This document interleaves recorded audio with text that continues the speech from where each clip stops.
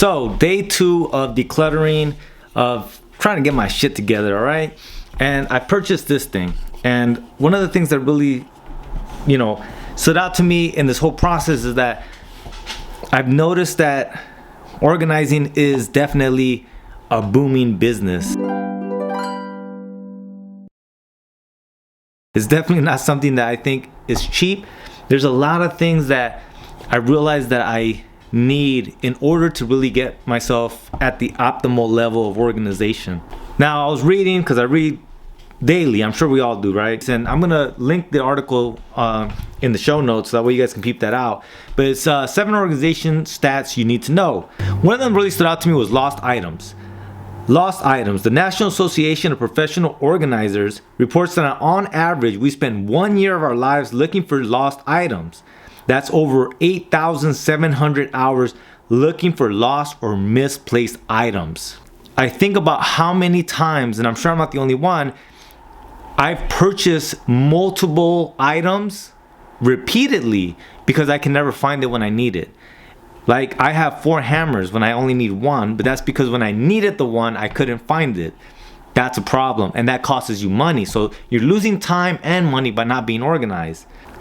The other thing they mention here is that you actually win time back. Eliminating clutter. According to the National Soap and Detergent Association, getting rid of clutter eliminates 40% of housework in the average home. So all of this decluttering shit, it provides you more time and money. But here's where it gets really interesting for me. It says technology helps. This little bugger here is going to make a big difference in my execution of some of my plans. I do feel that I have time constraints. I don't have as much time as I would like or would want. So the question then becomes, how do I create more time for myself, or how do I squeeze things in where I otherwise wouldn't be able to? So for instance, I want to make videos with my DSLR, but I can't really shoot and edit, or I thought I couldn't shoot and edit on the DSLR and then edit at home with my laptop more comfortably. Here, I'm able to upload the footage onto my phone.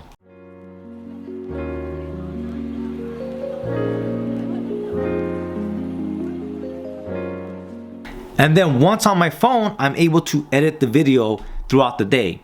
Now, on average, we spend how much time on our phone?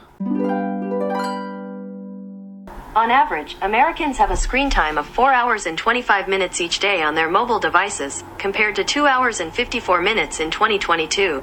I do not believe myself to be in that high category, but I would say that I assume that on the average, maybe 2 hours a day, and I'm able to edit on my phone these DSLR videos that I'm shooting now currently. Then potentially I could do this, right? And it would be the same amount of screen time, but I'm just using that screen time differently than I have been. And I think that that's one of the things about reorganizing yourself. A lot of times it's about looking at what you have been doing, what you want to do, and then finding the way you can do it. So wanting to use my DSLR to shoot and edit means that I have to figure out ways that I can shoot and edit. Now, it's easy to shoot on the DSLR. What's been hard was transferring the footage to my phone. So then that's why it wasn't practical for me to edit on my phone, right? Or to have to shoot, upload it to my laptop, and then edit it on my laptop. That also wasn't very practical because of the time restraints. I'm able to upload it to my phone very easily, and now I'm able to edit throughout the day. So those normal 2 to 3 hours of screen time that I normally spend is now being spent editing my videos, doing something a little more fun. But now I feel much more able to shoot and edit the way I want to. And it made me think of how much money do people spend to get organized, and is it a priority for people? Like, I was seeing that professional organizers charge anywhere from 30 to 150 bucks an hour to organize for you, which means that there's a value by professional organizers that they provide, right? Like, losing space, losing time, and losing money is nothing that the average worker wants in their life, but it costs money to kind of rectify that.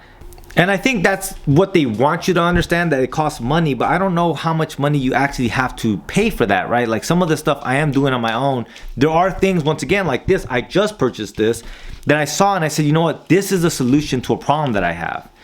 So then I should get this. But I wonder how much of it is just, you know, consumerism being pushed on you, that you need all these things to organize. Because I think that with more time and effort, you're probably able to organize better than if you just had a wad of money to drop on something. Because I've noticed that some people, when they try to organize, they end up buying more shit, and it just doesn't make sense to me that you're trying to organize an overabundance of shit by buying more shit. But then this thing occurred and I said, yeah, sometimes you need to purchase that one missing piece, right? And I think tech is really definitely one of those things, or the innovation of whatever it is, right? The innovation of space, the innovation of shelving, and so on and so forth, will definitely make a bigger impact on you. So always looking at tech, always looking at how tech can simplify my life, because I definitely believe in science making life just better for everyone, all the species and so on and so forth, not just humanity, but just all beings. So I'm really excited about this. I'm about to go ahead and edit the footage from yesterday, and then might even edit this video today as well. We'll see how this goes, but just want to share that stuff with you because I found it interesting. Alright, you guys, thank you so much for watching. Please like, share, and subscribe, and I'll see you guys tomorrow. Lates.